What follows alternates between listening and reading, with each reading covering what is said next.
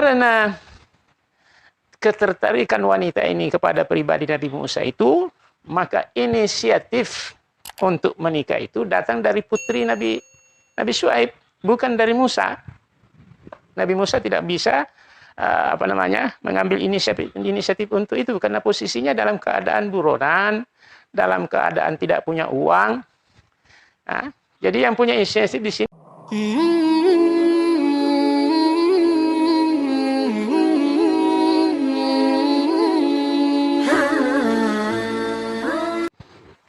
Bismillahirrahmanirrahim. Assalamualaikum warahmatullahi wabarakatuh. Alhamdulillah wa syukurillah. Wa la hawla wa la quwata illa billah. Asyhadu an la ilaha illallah wahdahu la syarika lah. Wa asyhadu anna Muhammadan abduhu wa rasuluhu la nabiyya ba'dah. Allahumma salli ala sayyidina Muhammadin wa ala alihi wa sahbihi ajma'in. Wa man tabi'ahum bi ihsan ila yaumiddin.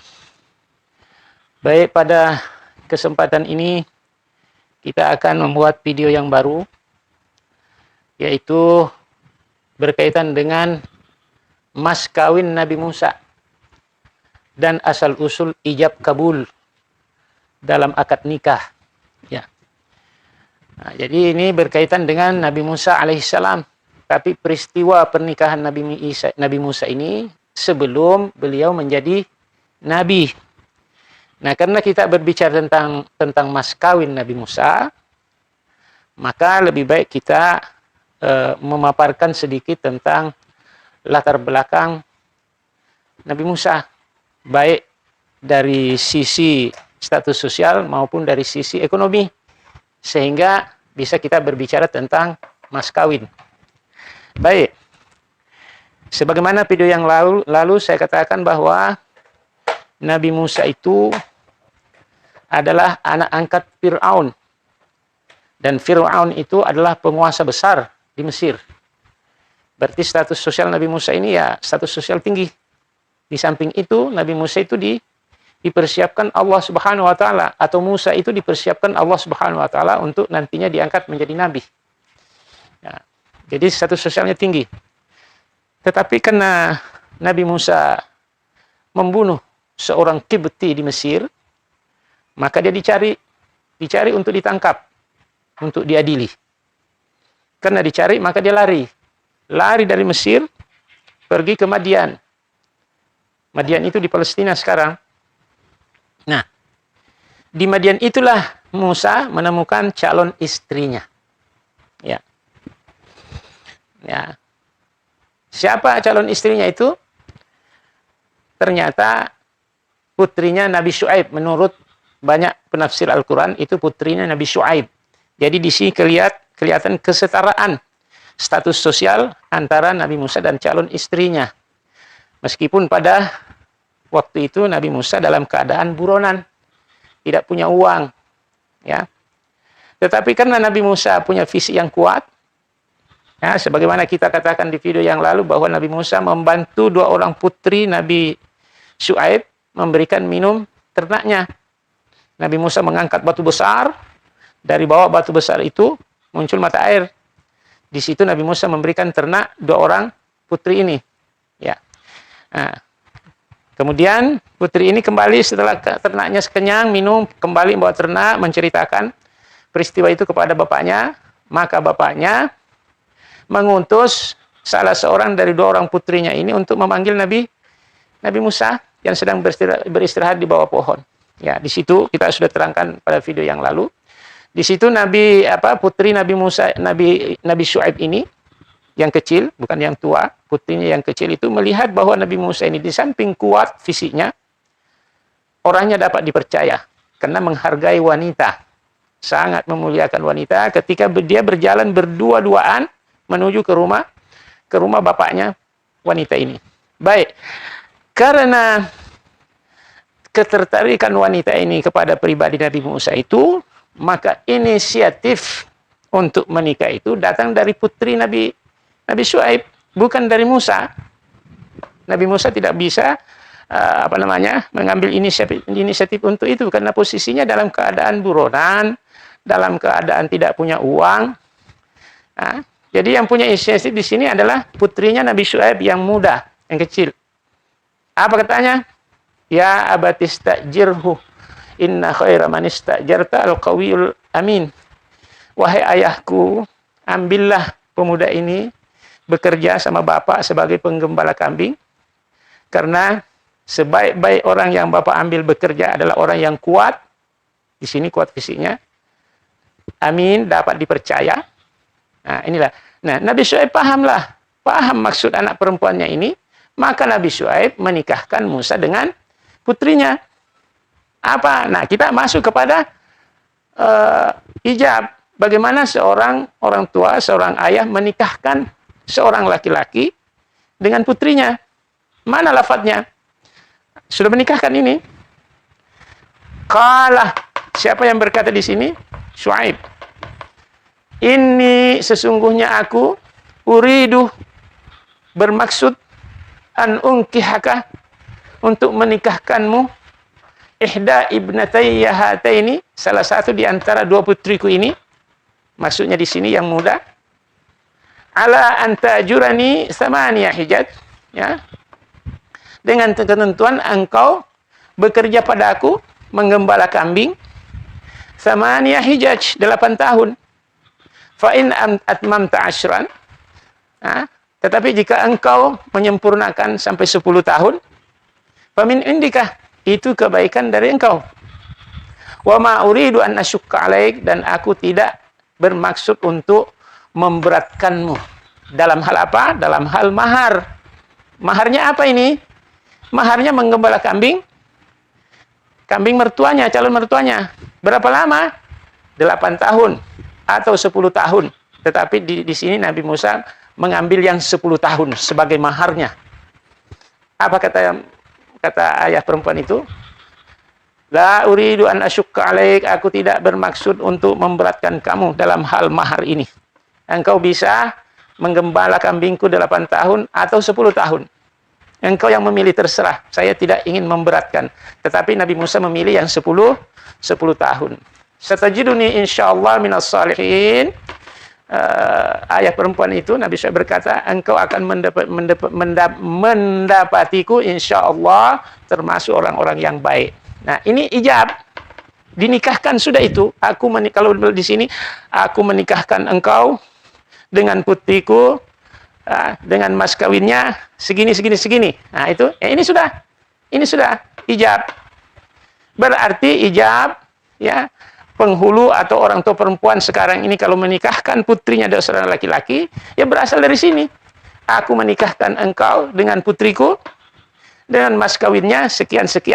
Nah, ini sudah berasal dari sini. Berasal dari Nabi Syuaib. Lihat Quran surat Al-Qasas ayat 27. Nah, bagaimana kabulnya? Maka laki-laki menerima. Aku terima nikahnya si anu Pulan binti Pulana dengan mas kawinnya sekian tunai. Kan gitu. Kabul sudah itu, menerima sudah. Nah, yang menerima di sini Nabi Musa. Menerima nikahnya putrinya Syuaib. Apa kata Nabi Musa? Hadza baini wa bainaka. Yang perjanjian ini, apa itu perjanjian? Perjanjian 8 tahun menggembala kambing atau 10 tahun antara aku dan engkau. Ya, itu kata Nabi Musa. Ayyamal ajalaini qadaitu. Waktu yang mana saja yang aku sempurnakan, 8 tahun kah, 10 tahun kah? Fala udwan alayya. Aku tidak dibebani lagi yang lain. Wallahu ala ma naqulu wakil, dan Allah sebagai saksi atas apa yang kita ucapkan. Inilah kabulnya. Nabi Musa menerima. Kalau kita sekarang saya menerima nikahnya Fulana binti Fulana dengan mas kawinnya sekian dibayar tunai. Nah, itu sudah. Tapi Nabi Musa ya lafadznya lain karena kondisinya, situasinya pada waktu itu ya lain. Jadi ijab dan kabul, ijab dari orang tua dari Nabi Syuaib menikahkan putrinya dengan Musa ini. Kabul dari Nabi Musa menerima nikahnya putrinya Nabi Syuaib itu ini lafadznya. Surat Al-Qasas ayat 28. Jadi kita bisa simpulkan dari sini bahwa peristiwa nikahnya Nabi Musa waktu itu belum jadi nabi. Peristiwa nikahnya Nabi Musa dengan putri Nabi Syuaib ini bisa kita simpulkan bahwa di situ ada kesetaraan ya antara laki-laki calon mempelai dan perempuan calon ada kesetaraan. Karena Nabi Musa juga dipersiapkan Allah untuk menjadi nabi, dan sekaligus Nabi Musa adalah anak angkatnya Firaun. Kemudian si perempuan itu ternyata putrinya Nabi Syuaib, ada kesetaraan di situ. Yang kedua, yang bisa kita ambil kesimpulan di sini adalah bahwa inisiatif untuk menikah ya datang dari pihak perempuan. Karena memang yang memungkinkan untuk berinisiatif waktu itu ya perempuan. Sebab Nabi Musa tidak dalam posisi untuk berinisiatif mau menikah.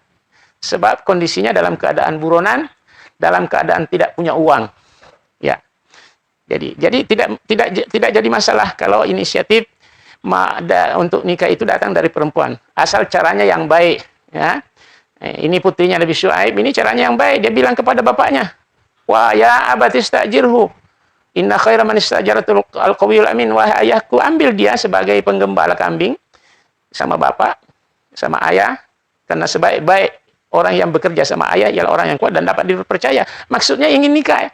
Maka Syuaib paham itu, kemudian Nabi Syuaib menikahkannya. Yaitu. Nah, yang ketiga yang bisa kita ambil pelajaran di sini adalah mengenai mas kawin. Mas kawin itu kita lihat pihak perempuan melihat kondisi calon suami. Ya, dalam kondisi Nabi Musa ini kondisinya Musa tidak punya uang. Maka mas kawinnya bukan dalam bentuk uang, tapi dalam bentuk apa? Bekerja. Bekerja di mertuanya sebagai penggembala kambing mertuanya selama 10 tahun. Jadi persoalan mas kawin ini tidak boleh, kalau sudah ada maksud mau menikah, tidak boleh mas kawin itu menjadi penghalang. Tidak boleh. Nah, menurut ayat ini dan hadis Rasulullah SAW juga ada. Nah, apa kata Nabi Syuaib? Wa ma uridu an asyukka alaik. Saya tidak bermaksud untuk memberatkanmu dalam hal mahar atau mas kawin ini. Jadi mas kawin itu tidak boleh karena mas kawin, karena mahar yang mahal, yang tinggi, yang tidak mampu dibayar oleh pihak calon suami sehingga pernikahan ditunda. Itu tidak boleh seperti itu. Ya. Sesuaikan saja. Tidak boleh diberatkan. Ma uridu an asyukka alaik. Saya tidak bermaksud untuk memberatkanmu dalam hal mas kawin. Apalagi saya kira itu kesimpulan. Kalau ada yang lain masih perlu ditanyakan. Ya. Yang jelas apa yang ada di dalam ayat ini, dua ayat, Al-Qasas ayat 27, Al-Qasas ayat 28 berkaitan dengan ijab dan kabul, itu kita pakai sekarang. Sekarang ini kita pakai, cuma lafadznya saja berbeda. Kalau sekarang lafadznya ayah perempuan menikahkan putrinya laki-laki, aku nikahkan kamu dengan putriku, namanya ini dengan mas kawinnya sekian. Nah, yang laki-laki menerima saya atau aku menerima nikahnya, ya sebut namanya binti dengan mas kawinnya sekian tunai. Nah, ini sesungguhnya ini berasal daripada peristiwa pernikahan Musa dengan putri Nabi Syuaib alaihissalam. Nabi Syuaib yang menikahkan putrinya dengan Musa yang menerima akad nikah itu. Baik, barangkali selama ini kita mendengar orang nikah dengan lafaz akad nikah seperti itu, kita tidak tahu asal usulnya dari mana. Ya, kadang-kadang kita bertanya dalam hati, dari mana itu lafaz akad nikah itu? Dari penghulu kah? Dari majelis ulama kah? Dari Rasulullah SAW kah?